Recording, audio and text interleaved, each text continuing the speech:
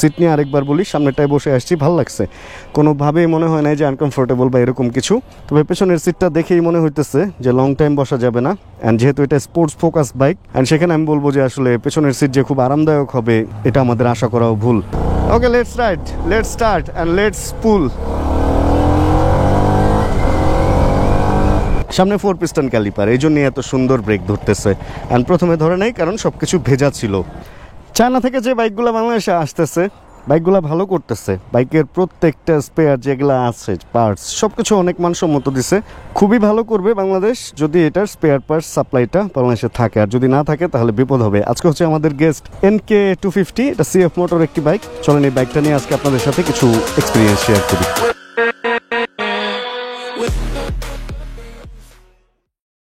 CF মোটো NK250, এই বাইকটা আমার এখনো পর্যন্ত চালানো হয় নাই। বাংলাদেশে লঞ্চ হওয়ার পর এই একটা বাইক যেটা আমি ওইভাবে দেখিও নেই, আসলে দু একজনের ভিডিওতে দেখছি বাইকটা, বাট আজকে যেহেতু এই বাইকটা চলে আসছে হচ্ছে বাইক ফেরিতে, সেহেতু এসেই আমি বাইকটা দেখে এই বাইকটাকে বের করে ফেলছি।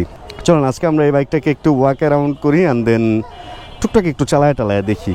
ফার্স্টেই সামনে হেডলাইটের মধ্যে যেটা দেখা যেতেছে, এখানে একটা বিশাল বড় DRL জ্বলতেছে, যেটা দেখতে ভালো লাগতেছে। ফ্রন্টের মধ্যে আরও একটা মজার ব্যাপার আছে, এখানে ছোট্ট একটা উইন্ডশিল্ড টাইপের দেওয়া আছে যাতে দুই দিকে বাতাস এইভাবে কেটে যায়, উপরে না উঠে। আর মিটার গার্ডও বলতে পারেন এটাকে। এই ব্যাপারটা বাইকটার সৌন্দর্যটা কিছুটা বাড়াইছে। অ্যান্ড সামনের টায়ারটা বেশ ওয়াইড, আমার মনে হইতেছে 110 সেকশনের, বাট কোথাও কি লেখা আছে সামনে হচ্ছে CST টায়ার দেওয়া হয়েছে এটাতে, যেটা দেখতেছি।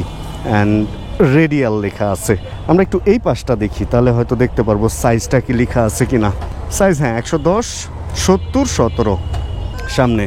অ্যান্ড ফ্রন্ট সাসপেনশনটা দেওয়া হয়েছে অনেকটা অ্যাডভেঞ্চার বা ট্যুরিং বাইকের মতো। ভাই সাইজ দেখছেন, অনেক বড় সামনের সাসপেনশন। একটু পরে যখন চালাবো তখন আপনাদেরকে বলতে পারবো যে এটা খেলে কীরকম।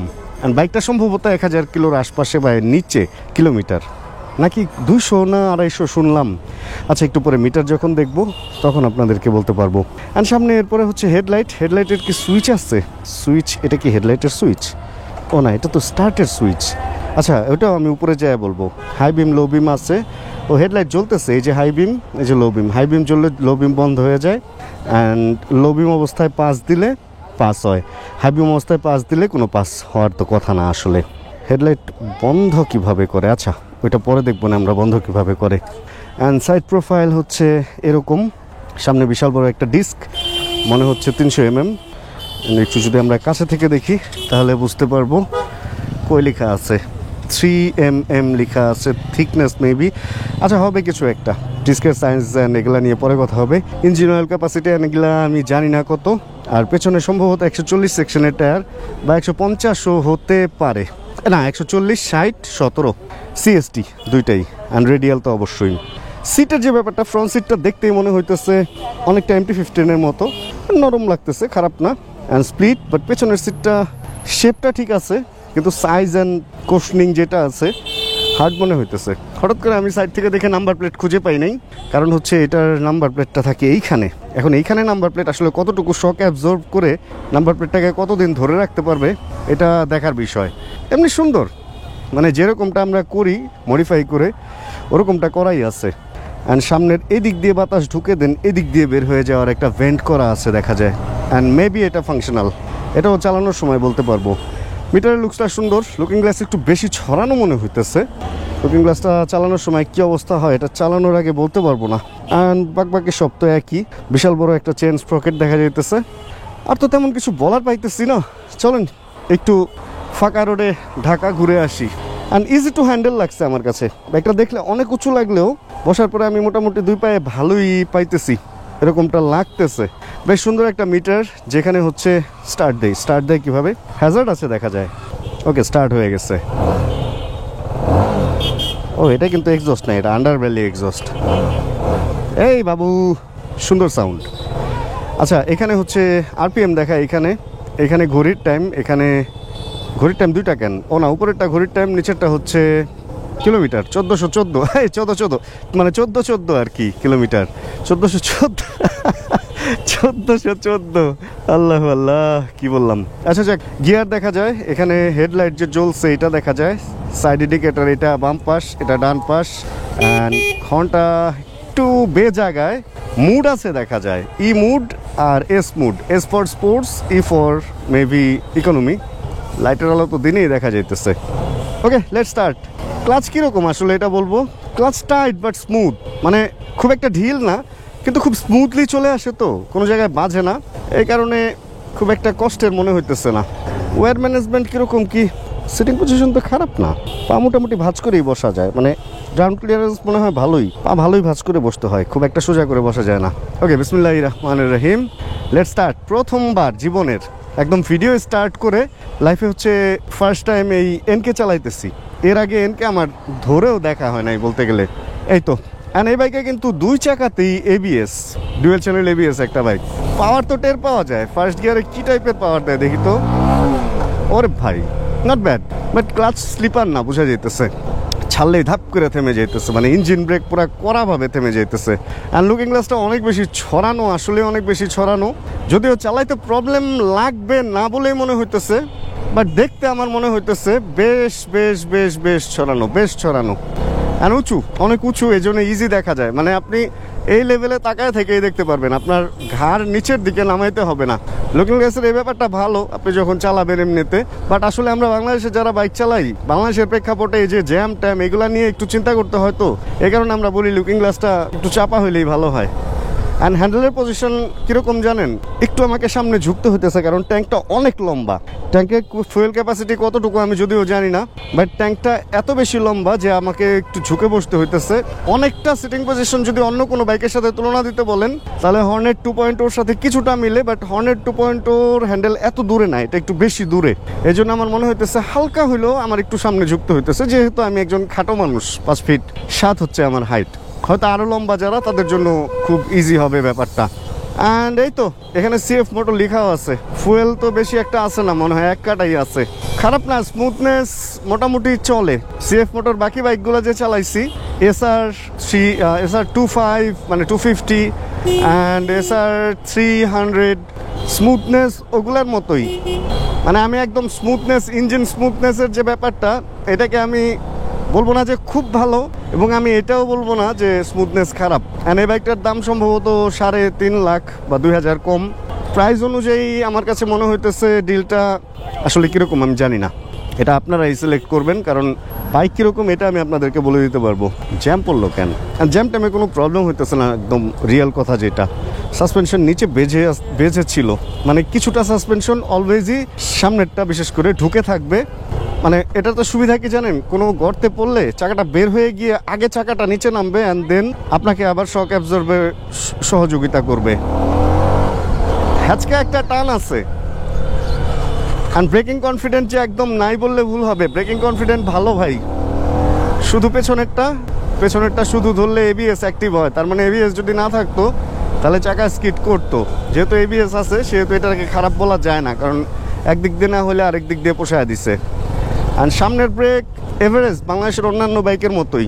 পিস্টন কয়টা সামনে, 2 পিস্টন ক্যালিপার না 4 পিস্টন ক্যালিপার দেখতে হবে তো।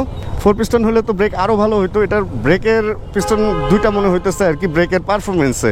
এখন বাইক নতুন, সত্যি কথা আমি ভালো খারাপ ওইভাবে কিছুই বলবো না বাইক সম্পর্কে, কারণ ভাই ভালো খারাপ বলা আমার কাজ না, কোনটা আমার কাছে কীরকম লাগতেছে ওইটা বলা আমার কাজ।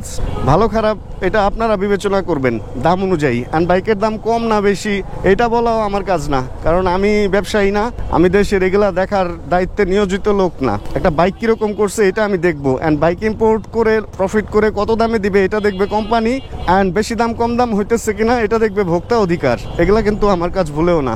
এই জন্য বাইক কেমন এটা আমি বলতে পারবো, বা বাইক আমার কাছে কীরকম লাগছে এটাই আমি বলতে পারবো, এর চেয়ে বেশি কিছু না। গ্রিপটা মজার, গ্রিপটা অনেক বড়, সাইজ অনেক বড় এবং মোটা, কালো। এটা ধরতে মজাই লাগতেছে, বাট লং টাইম ধরলে একটু শক্ত, তো শক্তর মধ্যে উপরের গ্রিপটা আবার নরম, মানে একদম স্কুইজ টাইপের করা যায় না, শক্ত বাট উপরে থিকনেস স্টিকি ভাবটা বেশি, নরম ভাবটা বেশি আছে, এই জন্য ধরে এমনি ভালো লাগতেছে।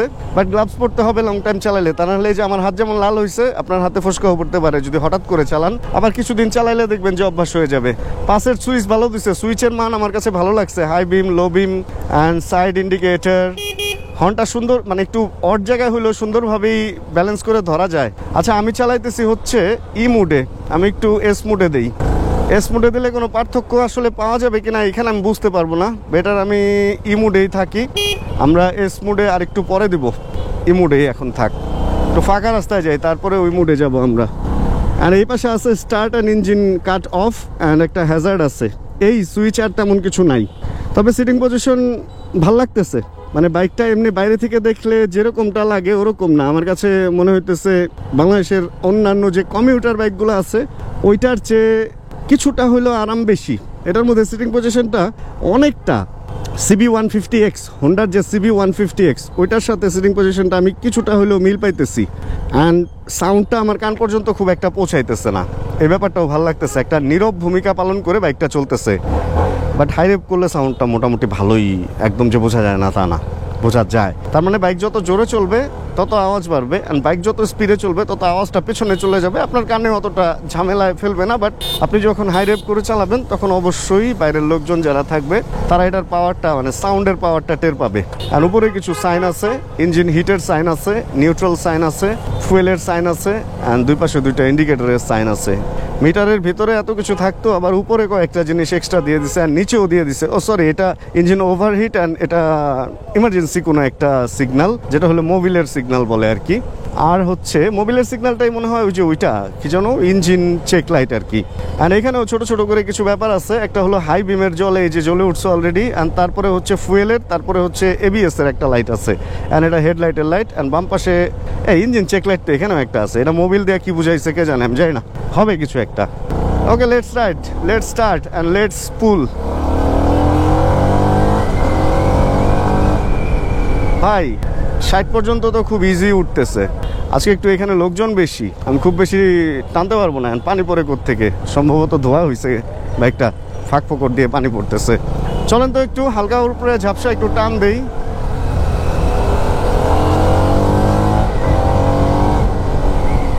এটা কি ফাংশনাল বুঝতেছি না, এখান দিয়ে বাতাস আসে কিনা। মেবি ফাংশনাল, কারণ ওখানেও ফোটা আছে, এখানেও ফোটা আছে। অ্যারোডাইনামিক করার জন্য এটা করা হয়েছে। হাসি উঠে গেছিল, আর ভেতর থেকে পানি টানি বের হওয়া শুরু হয়ে গেছে। ধোয়া হয়েছিল যে, নট ব্যাড। প্রথমবারের মতো এনকে চালা কনফিডেন্ট, ভাল লাগতেছে। অ্যান্ড সাইডে টাইডে কাট করে বাউলি টাউলি মারতো ইজি লাগতেছে। এই যে ঘুরাইতে খুব মজা ভাই, পা সুন্দর মাটিতে নেমে যায় ঘুরানোর সময়। পেছনের চাকাটা 60 সেকশনের দেয়াতে, মানে 140, 60, 17 দেয়াতে, ওই 60-এর কারণে আসলে উপরে নিচে একটু এরকম সাইড ওয়াল ছোট, তো এই কারণে বাইকটা একটু পেছনের সাইডটা নিচু। নট ব্যাড ভাই, আসলেই মানে easy to ride and easy to handle ভাই। মজা পাইছি ভাই, দেখেন 80 পর্যন্ত তুলে ফেলতেছি and full confident. Breaking not bad, breaking good. ওই সময় ভেজা ছিল, ধোয়া হয়েছিল, এই জন্য ব্রেকিংটা অতটা বুঝি নাই। বাট এখন বুঝতেছি যে ব্রেকিং আসলে খারাপ বলা যাবে না ব্রেকিংকে। পেছনেরটা যেমন তেমন, সামনের ব্রেক এখন ভালো হয়ে গেছে। অ্যান্ড দাঁড়ান, আমরা একটু পরে সামনে থামবো, অ্যান্ড থেমে হচ্ছে আমরা দেখবো পিস্টন কয়টা দিচ্ছে আসলে ব্রেকে। ভাই 80 পর্যন্ত এত সুন্দর উঠতেছে, আমার মনে হইতেছে এই বাইক দিয়ে 120, 30, 35 পর্যন্ত খুবই সুন্দরভাবে উঠবে, মানে খুবই ইজি উঠবে। নট অনলি সুন্দর, খুবই ইজি উঠবে এরকমটাই মনে হইতেছে। অ্যান্ড 250 সিসির ধাক্কাটা বোঝা যায় বাইকের মধ্যে, সেই ভাল লেগে গেল আজকে। ও হ্যান্ডেলে একটু ভাইব্রেশন আসছে, স্পিড তুললে হ্যান্ডেলে আমার ভাইব্রেশন ফিল হইতেছে একদম। এটা দুইটা একসাথে ভাইব্রেট ফিল করতেছে। যেহেতু 1400 কিলোর একটা বাইক, সেহেতু এরকম টানাটানি করলে একটু ভাইব্রেট করবে। 4-5টা ইঞ্জিন অয়েল যখন ড্রেন করবেন তখন গিয়ে এই ভাইব্রেশনটা থাকবে না হয়তো বা। অ্যান্ড এইটুক ভাইব্রেশন না হলে, ভাই একজন বলছে যে বাইকে ভাইব্রেশন আছে কিনা, আমি বলছিলাম যে ভাই বাইকে যদি ভাইব্রেশন না থাকে তাহলে বাইক চলবে কিভাবে? বাইক ভাইব্রেশন করতেই হবে ভাই, বাইকের ইঞ্জিন পাম্প করে অ্যান্ড দেন বাইক চলে। সো ভাইব্রেশন না করলে বাইক চলবে কিভাবে? কোনো there is no way to bike চলতে হলে এটা একটু ভাইব্রেট করবে, এটা একটু নর্মাল। চলেন আরেকবার ওয়াক অ্যারাউন্ড করি। সামনে 4 পিস্টন ক্যালিপার, এই জন্যই এত সুন্দর ব্রেক ধরতেছে। অ্যান্ড প্রথমে ধরে নেই কারণ সব কিছু ভেজা ছিল। এই হচ্ছে এটার অবস্থা। অ্যান্ড এই হচ্ছে এনকে, এই হচ্ছে এটার রূপ। ভালো লাগছে, একটা দুইটা ছবি তুলে রাখি বাইকটার, অ্যান্ড দেন আসতেছি। সাসপেনশন কীরকম, ভাঙ্গা রাস্তায় যায় নাই ভাই, এখনও বলতে পারতেছি না। সামনেরটা ভালো খারাপ না, চলে আর কি, বাট আরেকটু চালায় বলতে হবে সাসপেনশন কীরকম। চলেন একটু হালকা একটু রেস্ট নেই, তারপর বাইকটার কয়টা ছবি তুলি, দেন আসতেছি আবার। ছবি তোলার জন্য একটু থামছিলাম, অ্যান্ড ছবি তোলা শেষ। আর আমার সত্যি কথা কি, একটু চালাইতেই বেশি ভালো লাগতেছে, থেমে যে বসে একটু দেখবো ওইটা নাই, ব্যাপারটা নাই। আমার মনে হইতেছে একটু রাইড করি, অ্যান্ড রাইড করেই এক্সপিরিয়েন্স আপনাদের সাথে শেয়ার করি। এই জন্য আর ফ্রন্ট ক্যামেরায় রইলাম না, চলুন আবার বাইকে উঠি অ্যান্ড চেক করি সাসপেনশন। ওকে, এবার আরেকবার সাইড থেকে একটু দেখে টেখে আপনাদের সাথে উঠি। প্রত্যেকটা জিনিস অনেক মানসম্মত দেওয়া হয়েছে আমার যেটা মনে হয়েছে। এই সমস্ত জিনিস লিভার টিভার যেগুলো আছে, এই সাইডের যেটাকে আমরা ব্যালেন্সার বা বাংলায় আমরা যেটা গুটলি বলি, এগুলো অনেক মানসম্মত দিছে। সাসপেনশন মানসম্মত, and caliper, master cylinder, overall it's a good deal আমি বলবো। এখন সবচেয়ে বড় ভয় যেটা, যে আসলে এই বাইকের পার্ট সাপ্লাইটা ঠিকমতো থাকবে কিনা, অ্যান্ড সার্ভিস আমরা ঠিকমতো পাবো কিনা। যদি এই দুইটা জিনিস সিএফ মোটো এনশিওর করতে পারে, ঠিকমতো দেয়, তাহলে এটা একটা গুড ডিল হবে আমাদের জন্য, অ্যান্ড সিএফ মোটোর ভবিষ্যৎটা অনেক উজ্জ্বল হবে, এরকমটাই আমার মনে হইতেছে। অ্যান্ড সিট নিয়ে আরেকবার বলি, সামনেটায় বসে আসছি, ভালো লাগছে, কোনোভাবেই মনে হয় না যে আনকমফোর্টেবল বা এরকম কিছু। তবে পেছনের সিটটা দেখেই মনে হইতেছে যে লং টাইম বসা যাবে না, অ্যান্ড যেহেতু এটা স্পোর্টস ফোকাস বাইক, অ্যান্ড সেখানে আমি বলবো যে আসলে পেছনের সিট যে খুব আরামদায়ক হবে, এটা আমাদের আশা করাও ভুল। অ্যান্ড প্রত্যেকটা এই যে পা রাখার যে জায়গাগুলো আছে, ফুট রেস্ট বেশ মানসম্মত, অনেক সুন্দর। দেখছেন কুশনটা, এখানেও শক অ্যাবজর্ভ করবে। এটা একটু কম, বাট মানসম্মত ভাই, অনেক স্ট্রং এগুলা, ফুল ফিল মানসম্মত। এটাও নরম অ্যান্ড সেম সুপার। তো ভাই এখন কতদিন টিকবে দেখার বিষয়, নষ্ট হইলে নতুন কেনা যাবে, বাট স্পেয়ার পার্টস পাওয়া গেলেই হয়। পেছনের লাইটটা একটু ছোট, বাট ভিজিবল, সুন্দর আলো দিচ্ছে। MT-15 মতোই এই জায়গাটা, খালি অন্য বাইকের সাথে তুলনা চলে আসে। পেছনের টায়ারটা অনেক ওয়াইড কিন্তু, হ্যাঁ 140 হইলেও বেশ বেশ বেশ বেশ ওয়াইড। অ্যান্ড এই নাম্বার প্লেট হোল্ডারটা বেশ স্ট্রং, বাট এটা ঝাঁকি খাবে এইখানে, আর ওই ঝাঁকিটা এটা নাম্বার প্লেট ধরে রাখতে পারলেই চলে আর কি। এই সাইলেন্সার না থাকাতে এই জায়গাটা অনেক বেশি একদম খোলামেলা লাগতেছে। অ্যান্ড সাইলেন্সারটা দেওয়া হচ্ছে এইখানে, পায়ে ছ্যাঁক লাগা বা গরম লাগার কোনো চান্সই নাই, তবে একটু মডিফিকেশনে ঝামেলা আছে, হয়তো করা যাবে। হ্যাঁ, ওইখান থেকে টেনে এনে দেন মডিফিকেশন করে এখানে লাগানো যাবে যদি চান আপনারা। নট ব্যাড, ভালো লাগছে বাইকটা আমার, খারাপ না, সুন্দর। আর কী কালার আসছে আমি জানি না, আমি এই কালারটাই সবচেয়ে বেশি দেখতেছি। এই কালারটার চাহিদা বেশি নাকি আসলে একটা কালারই আনছে, এই ব্যাপারটা আমি শিওর না। সত্যি কথা, সিএফ মোটো নিয়ে আমি খুব একটা মাথা এখনও পর্যন্ত ঘামাই নাই, এই জন্য হচ্ছে আমার এই অবস্থা চলতেছে। অ্যান্ড আরেকটা জিনিস ভালো লাগছে যে এটার ট্যাঙ্ক অ্যান্ড এটার যে কালারটা, এই কালারের সাথে ফুল সামঞ্জস্য রেখে এখানে হচ্ছে মিটার অ্যান্ড এটার কালারটা দেওয়া হয়েছে। মিটারের লাইটটা অ্যান্ড ট্যাঙ্কের লাইট সব কিছু মোটামুটি একটা কম্পোজিশনটা সুন্দর করা হয়েছে, আমার এরকমটা লাগতেছে আর কি। চলেন তাহলে আরেকবার দেখা যাক কি হাল। ভাইকে কিছু বলবেন? ভাই আমি এটা রিভিউ ইউনিট নিয়ে আসছি এক জায়গা থেকে। হ্যাঁ, প্রাইস আইডিয়া নেই আমার। এটা আছে হলো বাইক ফেরিতে। ও আচ্ছা, ব্ল্যাক হয় এটা? এটা কয়টা কালার হয়? না ভাই, আমি শুট শেষ করে আসি, মানে ব্ল্যাক হয় তো, তার মানে দুইটা কালারের খবর পাইলাম, নাম জানতাম যে একটাই কালার সম্ভবত। আচ্ছা ভাই, একটু আসি। হ্যাঁ, ওকে।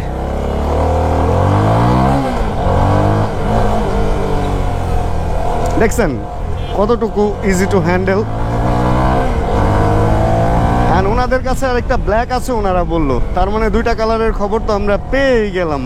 এখন আর কি কি কালার আছে যদি থাকে আর কি, তবে এই কালারটা আমার কাছে বেস্ট লাগছে। এ দেখছেন হাত ছাড়ছি কত সুন্দর চলতেছে, মানে ব্যালেন্সড একটা বাইক, ফুল ব্যালেন্সড একটা বাইক লাগছে আমার কাছে প্রথম রাইডে। অ্যান্ড অবশ্যই সামনে আরও চালাবো, অ্যান্ড অবশ্যই সামনে আপনাদের সাথে আরও কিছু এক্সপিরিয়েন্স শেয়ার করব।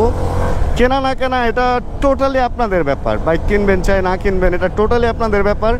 আমার কাছে কোন বাইক কেমন লাগে এটা আমি শেয়ার করব এখন থেকে, এটাই হলো আমার কাজ। আর সেকেন্ড হচ্ছে আমি ওই বাইকটাই কিনবো যে বাইকটা আমার মনে হবে যে কিনে চালানো আমার দরকার বা আমার ভালো লাগে। আমি যে বাইকগুলা রেগুলার দেখবেন, যে আমার রেগুলার দেখবেন আমার পার্সোনাল লাইফে ওইটা চলে, আমার থাকে, ওগুলা এক ব্যাপার, ওগুলা হচ্ছে আমার রিয়েল প্রয়োজন বাইকটার। আর দেখবেন যে আমি আমার লাইফে কিছু বাইক অল্প দিনের জন্য কিনি আবার বিক্রি করে দিই, ওগুলা হচ্ছে জাস্ট রিভিউটা নেওয়ার জন্য যে আসলে বাইকটা কীরকম। তো এই বাইকটা হচ্ছে এর আগে কখনো চালানো হয় নাই, এই জন্য আজকে চালাইলাম। অ্যান্ড সামনে এটা নিব কি নিব না এটা আর দু একদিন চালানোর পরে আসলে ডিসাইড করব। কারণ আমি যখন একটা বাইক কিনি ধরেন ধরেন এই বাইকটার নতুন দাম 3.5 লাখ টাকা, আমি সেকেন্ড হ্যান্ড কিনলাম 20-30 হাজার টাকা কমে। আমি যখন আবার বেচতে যাব তখন কিন্তু আরো 10-15-20 হাজার টাকা কমে আমার বেচতে হবে। তার মানে এক একটা বাইক কিনে বেচলে আমার 20,000, 25,000 টাকা, 30,000 টাকা পর্যন্ত বা আরো বেশিও লস করতে হয়। এজন্য এক একটা রিভিউ ইউনিট আমার যখন আমি কিনি, প্রত্যেকটা আমার ধরে রাখতে হয় যে আমার একটা 20 থেকে 30 হাজার টাকার লস আছে। তো আসলে এতটুকু লস আমি করি আমার চ্যানেলে যারা আপনারা অডিয়েন্স আছেন আপনাদেরকে ইনফরমেশন দেওয়ার জন্য। এই সুবাদে একটা লাইক কিন্তু আপনারা দিয়ে রাখতে পারেন ভিডিওতে। তবে এই যে শোরুম থেকে যে বাইকগুলো নেই এগুলাতে আমার চালাইতে কোনো খরচ নাই। অনেক সময় তেল না থাকলে একটু তেল ঢালি, বাট বেশিরভাগ শোরুমে তেল দিয়ে দেয়, এজন্য আমার একটা সুবিধা আছে। অ্যান্ড আমি আসলে কারো প্রমোশন বা কোনো কিছু করার জন্য এই ভিডিওটা বানাই নাই, জাস্ট শুধুমাত্র এই বাইকটা বাইক ফ্রি থেকে নিয়েছি। আপনারা চাইলে বাইক ফ্রি থেকে এই বাইকটা কিনতে পারেন, এটা অ্যাভেলেবেল আছে। তবে আমার যেটা মনে হয় খুবই চাহিদা সম্পন্ন বাইক, তো এটা এখন নতুন আসছে। আমার মনে হয় না যে এই ভিডিও আমি দুদিন পরে যে পাবলিশ করব, মানে এখন যে পাবলিশ করছি এতদিনে হয়তো বিক্রি হয়ে যেতে পারে, বাট যদি না হয় তাহলে আপনারা বাইক ফ্রির সাথে কন্ট্যাক্ট করে বাইক ফ্রি থেকে এই বাইকটা নিয়ে নিতে পারবেন যদি কেউ চালাইতে চান। বাইকের অবস্থা A1 আছে, আমি বিভিন্নভাবে চালায় দেখছি এবং যে পরিমাণ পুল করছি, যে কোনো ইঞ্জিন যদি গরম হওয়ার হইতো তাহলে এতটুকু সময়ের মধ্যে এটা গরম হয়ে যেত। অ্যান্ড এই বাইকটার ইঞ্জিন হচ্ছে 250 সিসির একটা ইঞ্জিন, অ্যান্ড এটা অবশ্যই 4 ভ্যালভ হবে। চাইনিজ বাইকগুলো 4 ভ্যালভই করে, অ্যান্ড এটা লিকুইড কুল ইঞ্জিনের একটা বাইক, এই কারণে গরম হইলেও টের পাবো না আমরা। আর ইঞ্জিনের পাওয়ার যেটা ডেলিভারি করতেছে এটা যথেষ্ট পরিমাণ ভালো। 250 অনুযায়ী 250-র একটা ভাব ও দেখাইছে, মানে এমন না যে 250 বাইক কিন্তু 150 সিসির ভাব দেখাইতেছে, ওরকম কিছু না। আর এটা যদি ক্লাচের ব্যাপারে এর আগে আমি বলছি, ক্লাচটা হলো একটু হার্ড লাগছে আমার কাছে, বাট স্মুথলি আসে, স্মুথলি যায়। অ্যান্ড ক্লাচের সাথে সম্পর্কিত আরেকটা জিনিস হচ্ছে গিয়ার। এটার গিয়ারটা এমনি দেখতে বিল্ড কোয়ালিটি যেমন ঠিক ওইরকম স্মুথনেসটাও ভালো। গিয়ার খুব সুন্দর শিফট হয়, একবারও মিস করে নাই বা টাকটুক আওয়াজ হয় নাই। এতটুকু রাইডিংয়ে আমি এটাই বলবো যে এটার গিয়ার শিফটিং ভালো দিছে, বাট ক্লাচটা আর একটু সফট যদি করতো বা স্লিপার দিত এটা ভালো হইতো। এখন ওরা স্লিপার দিছে কিনা আমি যদিও জানি না, বাট আমার চালায় মনে হয় না এটা কোনো অংশে স্লিপার। অ্যান্ড ব্রেক নিয়ে আমি আরেকবার গান গাই, পেছনেরটা এখন অনেকটাই ভালো হয়ে গেছে ভাই। সিঙ্গেল পিস্টন হইলেও ধরা মাত্র এই পেছনের ব্রেকে থেমে যাইতেছে এটা। অ্যান্ড সামনেটা 4 পিস্টন হওয়াতে সামনের ব্রেক অনেক বেশি জোস জমে, যেটা হচ্ছে আমি এটার যে SR 300 ওইটাতে দেখছি ঠিক ওরকম এটাতেও সেম ক্যালিপারটা দেয়াতে সেম ভাবে ব্রেক হইতেছে, যে জিনিসটা আমার বড়ই বেশি ভালো লেগেছে। জায়গা তাহলে এই বাইক থেকে এবার বিদায় নেই, কাজ অনেক ইনফরমেশন শেয়ার করছি এতটুকু সময়ের মধ্যে, যতটুকু আমার যেরকম লাগছে প্রথম রাইডে। আর আজকের সব কিছু বিশ্বাস করার দরকার নেই, কারণ সামনে যখন আরও বেশি চালাবো তখন আমি এটা নিয়ে আরও ভালো মতো আপনাদের সাথে ইনফরমেশন শেয়ার করতে পারবো। আর সেকেন্ড আরেকটা কথা আমি বলি, একটা বাইকের স্পেয়ার পার্টস অ্যান্ড সার্ভিস যদি ঠিক থাকে তাহলে বাইকটা নতুন যেমন থাকবে সারা জীবন ওরকমই থাকবে। আর একটা বাইকের স্পেয়ার পার্টস অ্যান্ড সার্ভিস যদি খারাপ থাকে তাহলে বাইকটা নতুন যেমন কিনবেন 6 মাসের মধ্যে বাইকটা ধ্বংস হয়ে যাবে।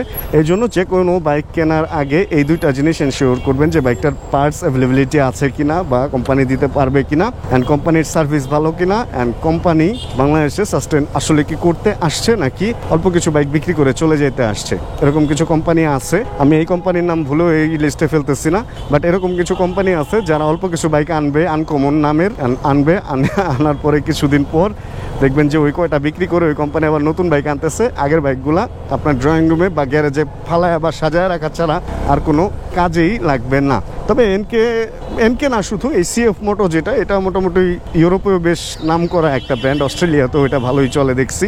তো সেইখানে আমার মনে হয় এই কোম্পানিটা বাংলাদেশেও ভালো করবে।